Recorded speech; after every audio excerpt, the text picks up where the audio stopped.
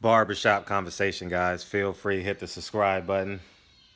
Nine Wives, click the link in the description box. I just want to say thank you guys in advance for supporting the film. I just interviewed Bob Arum about 2 hours ago. Go check that out. And yeah, pretty cool interview. I dug into his relationship and his legal issues with the WBA and how that has actually rekindled itself with what happened this past Saturday night. So feel free to check that out. And Errol Spence released a picture today, and I'm just gonna say, I just hope that he heals well. It was very apparent his preparation for this camp was something he hasn't done in a while. By his own admission, he was back with Blu-ray. He got a nutritionist. I saw him and Jordan posting the pictures from the chef. He was working out in a 100-degree gym consistently.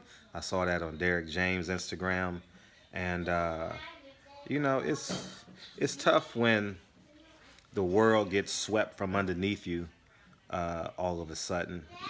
Yes. No, Lincoln will do it. Go ahead, Lincoln. And I just hope that he stays in good spirits because I don't know what the healing process is. I don't know anyone that's ever had that sort of eye injury. I asked Dre. Dre's a doctor, but her expertise, she's a pediatrician, so her expertise wasn't in the eye. And then I called a ringside doctor yesterday that actually works for the California Athletic State Commission. He'll be on the show in September. I called him yesterday, and that wasn't his expertise either. So if there's an eye doctor out there that wants to come on the show and explain to us the injury, so the fans can, just have clarification, because there are fans that genuinely care about Earl, as it pertains to his injury. So speedy recovery. I got a lot of DMs asking me what's his future at 147. I don't know. You know, I don't know if he can run. I don't know if he can work out. He may or may not gain weight. Maybe he'll ride the bike. I don't know. Maybe he'll go to eating one meal a day. But he got to find a way to sustain his weight, and we will see.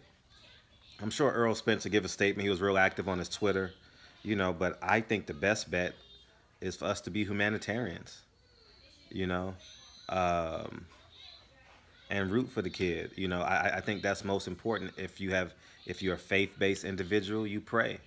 If you're just a humanitarian, I think you send your well wishes, and I think that's what the boxing world needs to be. I think the bigger question is for him to heal, because the last time we heard of this injury, the man hasn't fought again, and his name is Abner Mares. So he's now a commentary guy for Showtime, and he hasn't fought since him pulled out of the Tank Davis fight. So I don't know what his injury is. I don't have his phone number, or else I would have called him to give us insight. But I think that's where we're at. I would say be a humanitarian. You know, Earl survived a car accident. I don't worry about his toughness. I'm being honest, man. And from that picture in the car accident to what he looked like yesterday, today, and actually the past 2 months, 3 months that I've seen of him, I have no concern about his ability to commit. Uh, and I'm excited for his future, albeit a humanitarian or a fighter. I just wish well wishes upon the kid, man. And I always call these fighters kid, like I'm 70 years old, but I am older than a lot of these men. And but yeah, so tonight we'll be in the shop. We're gonna talk about Terrence Crawford. We're gonna talk about the Bob Arum interview today. Um, if you haven't checked out the Arum interview, I think it's just a good conversation. If you believe him, you believe him. If you don't, you don't. but it's always a good, charismatic conversation between Bob and I. And he wished Earl Spence well wishes. And but my question is, what's the value of Terrence Crawford? Why would you want to sign him to a contract? Because if he's mandated to fight Sean Porter, what other fight are you interested to see him in at PBC? Keith Thurman, maybe? If Errol Spence moves up to 54, like, what's the value in it for anyone to sign him to a contract? And it's funny how when a side of a big fight falls out, boxing loses so much value. It's just amazing. It's not like a a league where it's next up. If a star goes down in boxing, it's like, man, we got to wait till the star comes back, and that's just the reality of it. So it's not, if there was like a league, we would have something to look forward to. But boxing fans are just in a limbo right now. What fight are we looking forward to? Hopefully we get Deontay Wilder October 9th. We get him 2 times back, and but yeah, I don't entertain. I would suggest no one entertain, was it real or was it fake. Errol Spence has never come off as a jokester. Errol Spence has never come anything off but a genuine, straightforward man. And I think we should honor that in his time of wanting some level of support for us. And I stand on that. And this has nothing to do with how I root for Earl. It's just being a man. You know what I mean? You honor a man how he honors you. If a man is a jokester, you may take a step back and be like, hey, maybe he's joking. Maybe he's this. But Earl has never been that guy. Every question I've ever asked Earl, he's answered it. And my job is to curate boxing's history, and I think I've done an exceptional job as it pertains to Earl Spence, and the handful of interviews that I've done with him, and the 2 or 3 times I've hung out with him off camera, nothing big, nothing special. He's a straightforward guy. So you guys should honor that. I think boxing fans should be humanitarians on some level, man. You know what I mean? When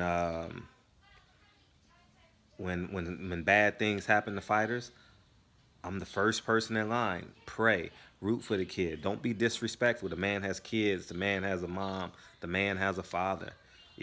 Honor that. When Verdejo got into the car accident, the motorcycle accident, he wasn't really one of my favorite fighters, but you root for the kid. Obviously what happened to him now is a bit different, but you get what I'm saying? You root for him. Paul Williams, you just stop your life and you root for the kid. You don't say, oh, it's fake. Oh, this is real. Leave those people on the island. Don't respond to those people. I think it's important that, again, we become humanitarian. So anyways, man, tonight, 9 Wives will be in the description box. I'm telling y'all better watch the film, man. It's an incredible piece of work that I've done. Man, I directed my tail off on this. I wrote my butt off on this film. And we're reaping the rewards. We're about 10 days into this film being released. August 1st, literally 10, 11.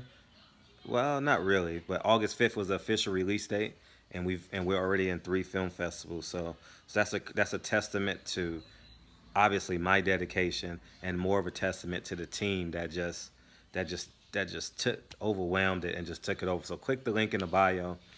Order 9 Wives. It's an exceptional film. It's the best work that I've done.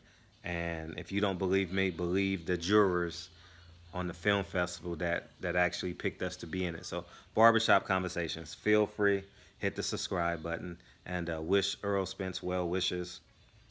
And that's what we got. So Barbershop Conversations. Talk to you guys soon. Peace. You want to say peace, Lincoln? What? You want to say peace? Peace. You want to say peace? Peace. Peace, y'all.